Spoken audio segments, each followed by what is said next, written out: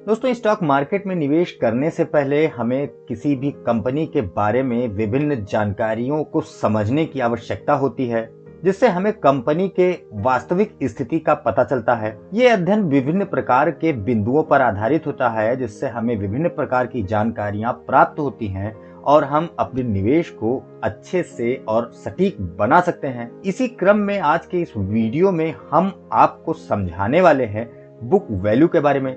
तो आप इस वीडियो को बहुत ध्यान से और अंत तक जरूर देखिएगा, क्योंकि यहाँ आपको बुक वैल्यू के बारे में सब कुछ जानने को मिलेगा कि आखिर ये बुक वैल्यू है क्या, फेस वैल्यू और मार्केट वैल्यू से ये कैसे अलग है, बुक वैल्यू का निर्धारण कैसे होता है, बुक वैल्यू से हम कंपनी के किन किन बिंदुओं का अध्ययन कर सकते हैं, बुक वैल्यू अनुपात यानी पीबी रेशियो क्या होता है।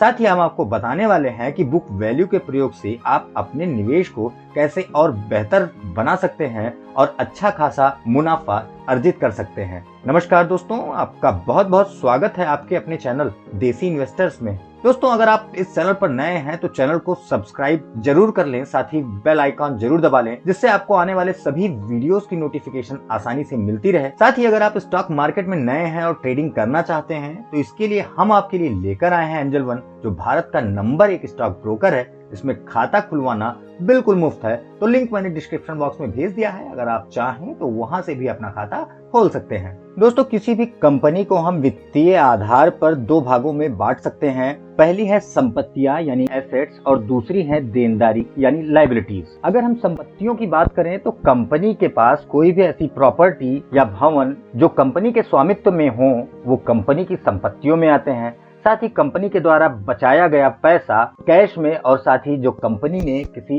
और कंपनियों में या कहीं भी निवेश कर रखा हो, वो भी कंपनी की संपत्तियों में आती हैं। साथ ही कंपनी द्वारा प्रयोग किए जाने वाली मशीनरी, कंपनी के विभिन्न प्रकार के ऑफिस और ऑफिसों में लगे हुए सारे इक्विपमेंट, साथ साथ कंपनी द्वारा खरीदी गई गाड़ियां और अन्य उपकरण भी कंपनी की संपत्ति में आते हैं।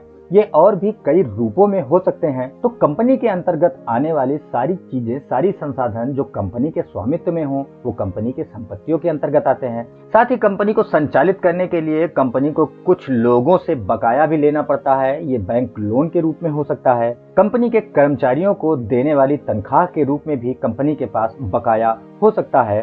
साथ ही अगर कंपनी ने किसी और कंपनी से कच्चा माल लिया हो, उसकी भी देनदारियां बनती हैं, तो ये भी कंपनीज के लायबिलिटीज के अंदर यानी देनदारियों के अंतर्गत आती हैं।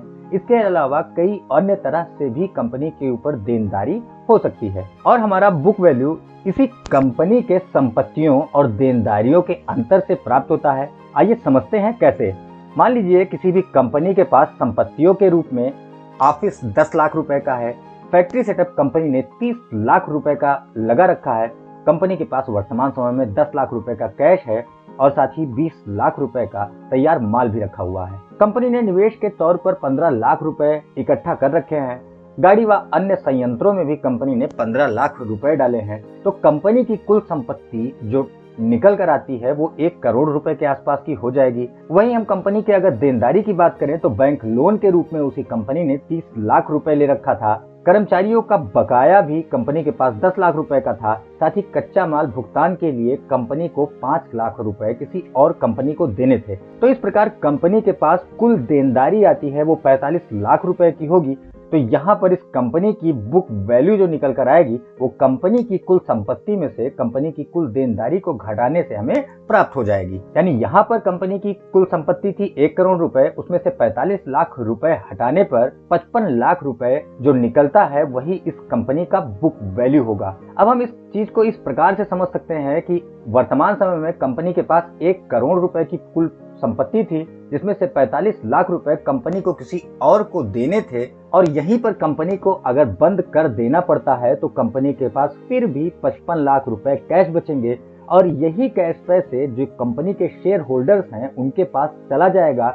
तो आपका पूरा पैसा कंपनी डूबने पर खत्म नहीं होगा, बल्कि इस 55 लाख रुपए का लाभांश आपको भी उसमें से मिलने वाला है। तो कुल मिलाकर हम यह समझ सकते हैं कि बुक वैल्यू वह वैल्यू है जो कंपनी के विपरीत परिस्थितियों में शेयर धारकों को प्राप्त हो सकती है। अगर दूसरे मायनों में कहें तो इसे आप उस कंपनी की कुल औकात के रूप में भी समझ सकते हैं, क्योंकि अगर आज के समय में ये कंपनी बंद होती है तो कंपनी के पास इतनी क्षमता है कि वो 55 लाख रुपए बचाने में सक्षम है और इससे अपने शेयर धारकों को भी पैसा वापस कर सकती है। आपने अक्सर फंडामेंटल एनालिसिस करते समय शेयर होल्डर्स इक्विटी और नेटवर्थ का नाम भी सुना होगा। ये दोनों ही बुक वैल्यू के नाम हैं। ये तो बात थी कंपनी के बुक वैल्यू की, जहां पर हमने कंपनी की कुल संपत्ति में से कंपनी की कुल देनदारी निकालने के बाद बुक वैल्यू प्राप्त की। लेकिन अगर इसी बुक वैल्यू को हम बुक वैल्यू प्रति शेयर के हिसाब से जानना चाहें तो कुल बुक वैल्यू में से शेयरों की संख्या को भाग देने पर हमें बुक वैल्यू प्रति शेयर प्राप्त हो जाएगी। आप अक्सर जो बुक वैल्यू फंडामेंटल एनालिसिस करते समय विभिन्न वेबसाइटों पर पाते हैं वो आप बुक वैल्यू प्रति शेयर ही देखने को पाते हैं। अब अगर हम इसी कंपनी के बुक वैल्यू प्रति शेयर की गणना करना चाहें और मान लें कि कंपनी के पास कुल 1 लाख शेयर थे, तो वहां पर बुक वैल्यू प्रति शेयर जो निकल कर आएगा वो 55 निकल कर आएगा,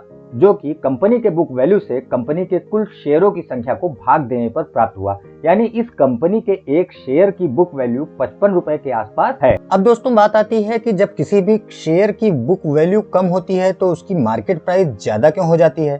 तो यहाँ पर कॉन्सेप्ट आता है प्रीमियम का, क्योंकि जिस बुक वैल्यू पर किसी भी कंपनी के शेयर्स होते हैं और उस कंपनी में यदि लोगों को लगता है कि यह कंपनी आगे जाकर अच्छा ग्रो कर सकती है, इसमें विकसित होने की संभावनाएं हैं, इसमें लाभ प्रदान करने की संभावनाएं हैं, तो लोग उसके लिए ज्यादा प्रीमियम पे करने की कोशिश करते हैं। इससे मार्केट वैल्यू कंपनी की बढ़ जाती है। अब दोस्तों कई बार कुछ एसेट हैवी कंपनियां, यानी वे कंपनियां जिनमें संपत्तियां अधिक होती हैं, मशीन और कल पुर्जों का उपयोग ज्यादा होता है, जिनके पास ज्यादा संपत्तियां होती हैं, वैसे समय पर हम लोग बुक वैल्यू और पीबी रेशियो के माध्यम से कंपनी का आकलन सटीकता के साथ कर सकते हैं।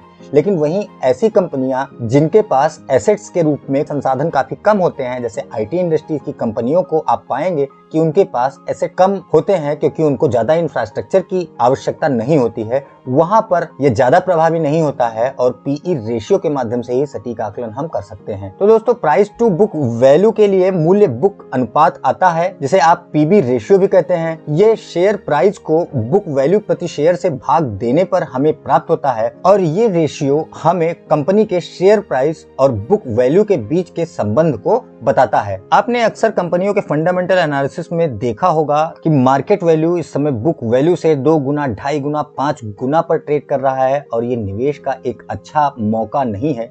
वो इसी संबंध को बताता है कि बुक वैल्यू के आधार पर मार्केट वैल्यू उस शेयर की कितनी चल रही है और कंपनी के बुक वैल्यू के सापेक्ष मार्केट वैल्यू को बताने के लिए पीबी रेशियो एक अच्छा माध्यम हो सकता है।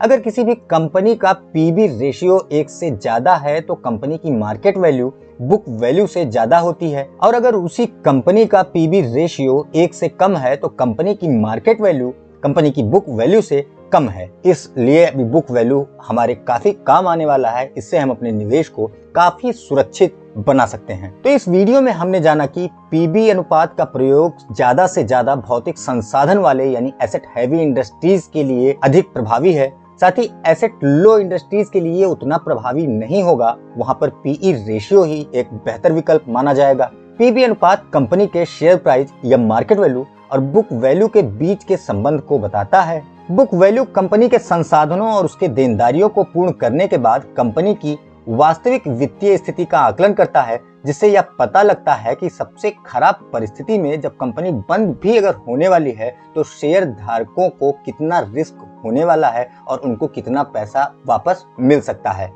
साथ ही बुक वैल्यू को आधार मानकर हम शेयर मूल्य की समीक्षा भी कर सकते हैं और इससे कंपनी के शेयर प्राइस का वैल्यूएशन कर सकते हैं कि कंपनी का शेयर हमको सही दाम में इस समय मिल रहा है या नहीं। बाकी अगर बुक वैल्यू से संबंधित और पीबी रेशियो से संबंधित कोई सवाल या सुझाव है तो आप उसे कमेंट में जरूर बता सकते हैं। अगर आप फेस वैल्यू और मार्केट वैल्यू के बारे में और अधिक जानना चाहते हैं तो लिंक डिस्क्रिप्शन बॉक्स में मौजूद है। वीडियो के बारे में अपनी राय हमें जरूर दें। अगर पसंद आए तो अपने इष्ट मित्रों में साझा भी करें।